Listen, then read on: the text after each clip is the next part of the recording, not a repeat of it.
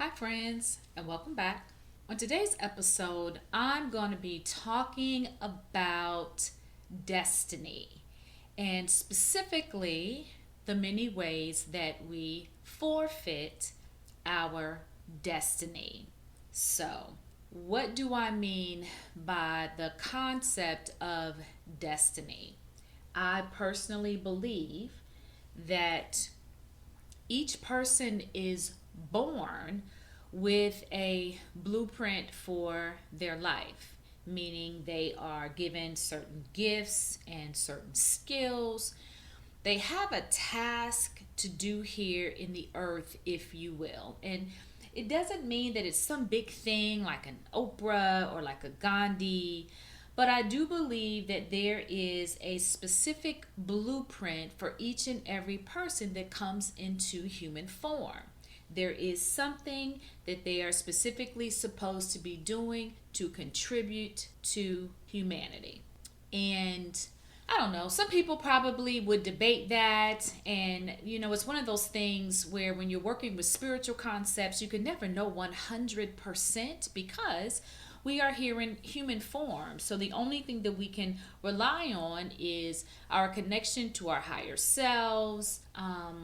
Spiritual practices, spiritual processes kind of open us up to receive communication from the beyond. That's really kind of all we have to go on because we can't verify that any of this kind of stuff is 100% true because we can't talk to God. And so that just kind of is what it is. And so I kind of go off of what I feel like God is telling me, or the universe, or higher consciousness, or my inner being. And then I kind of match that up to what other people that kind of occupy this space are saying. Again, that's really kind of all that we have to go on. You can't know what is unknowable, but I believe it. So we'll just say that these are my personal beliefs, that every single person comes here with a particular blueprint or pattern for their life and something that they are intended to accomplish. And if you're familiar with Myers-Briggs, Myers-Briggs is a personality profile. It's very specific. I mean, you can bet money on it. People follow certain personality traits and you can categorize them, and they're all going to follow the same tendencies. And so for that reason, I feel like we're supposed to do certain things with the gifts that we are kind of given. Again, Myers-Briggs personality profile. If you're not familiar with that, you want to look that up and start getting familiar with that and finding out what your own personality profile is so that you can kind of get in touch with your strengths and your weaknesses and figure out if you are on the right path to your destiny. So now, having said that, whenever it comes to consciousness, this stuff is kind of a little bit complicated. So just bear with me. Again, my belief is that we are given a certain blueprint or certain pattern to our life. And so we are supposed to be accomplishing certain things along the path or contributing to humanity in a certain way. Everything that we all do kind of helps make the whole larger thing work, if you think of it in terms of that. And many of us aren't contributing in the way that we were supposed to contribute. And so why is that? That is what I call the forfeiting of destiny. And on my website at tanyalampley.com, if you click on the growth tab, I have an exercise there that will kind of get you started with thinking about what your life purpose is. If you haven't done that work, I highly recommend that you do that and kind of get in touch with what your life purpose is so that you can get on with the work of achieving and actualizing your destiny. So, the ways in which we forfeit our destiny, which is the topic of this particular conversation, is one, by not knowing what our life purpose is. So that led me right into the first way that we forfeit our destiny. If you don't have a clue what your purpose is, you're just not going to get there. And so doing that work is imperative to making sure that you are on the path to accomplishing and achieving and manifesting what your destiny is. The other thing that kind of goes along with what I said previously is knowing what your gifts and your skills are. And that kind of is going to feed into that Myers-Briggs conversation a little bit. And then that is going to feed into your life purpose work. But you want to know what your bent is in life. What do you have an inclination for? What are you inclined to learn more easily than other people? Those things kind of point to what your purpose is and helping you get to your destiny. For example, if you know that you are a great speaker, that lends itself to a variety of different roles that you can play in the world. Maybe it's politics. Maybe it is what I'm doing here and trying to awaken humanity and get them in touch with their higher selves and just expanding their perspective on what life really is. That requires a certain gift or talent for communication. But if you don't know that you have that gift, it makes the work just way more difficult. So you want to sit down, you want to do some introspection, you want to find out what your gifts and your talents and your skills are.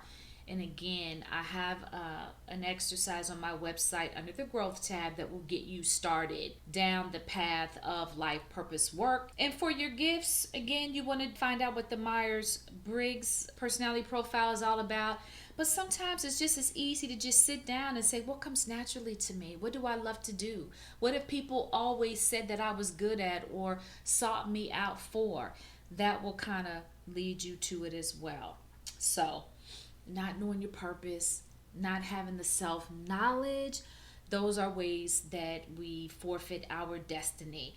A lack of clarity of vision is another way. When you know who you are and you know what your purpose is, now you got to have vision. You got to have clarity about how you're going to contribute. How are you going to show up in the world and use your gifts for the betterment of humanity? And again, get your journal out and sit down and start reflecting and writing about what that vision is for your life. The clarity matters. If you don't have clarity, you're going to forfeit your destiny. You will either kind of touch it, but you won't fully accomplish it. You may never get there at all without clarity and a lack of vision and knowing your life purpose and having the self-knowledge. Another thing is a lack of discipline.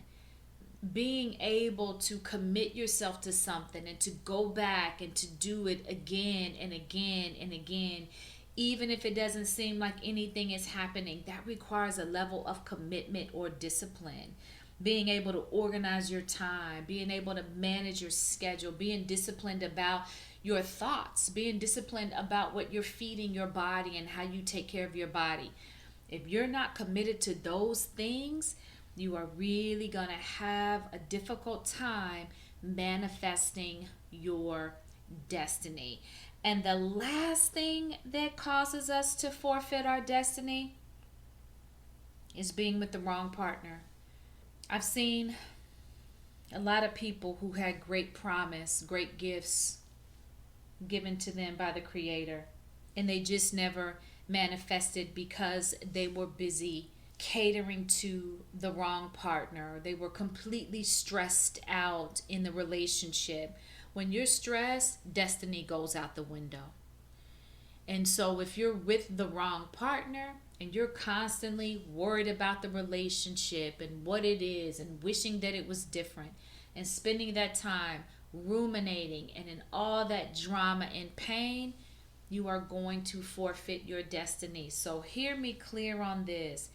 If you are in a relationship and it feels off and that person is not supporting you and helping you move towards your destiny, you got to cut bait. And I know that that is hard to hear, but your entire reason for being here is to work out your own life. And so many of us are forfeiting that because we're fooling around with partners that are interfering with that process. Now, don't get me wrong.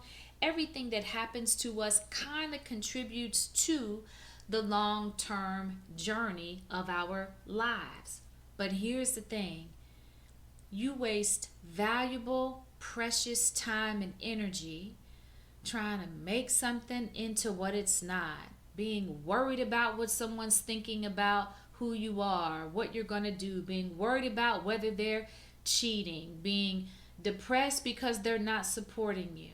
As you spend energy on that, that's less energy that you have to commit to the fulfillment of your destiny, to the betterment of your own life path. And you don't want to do that because we only get one shot at this life.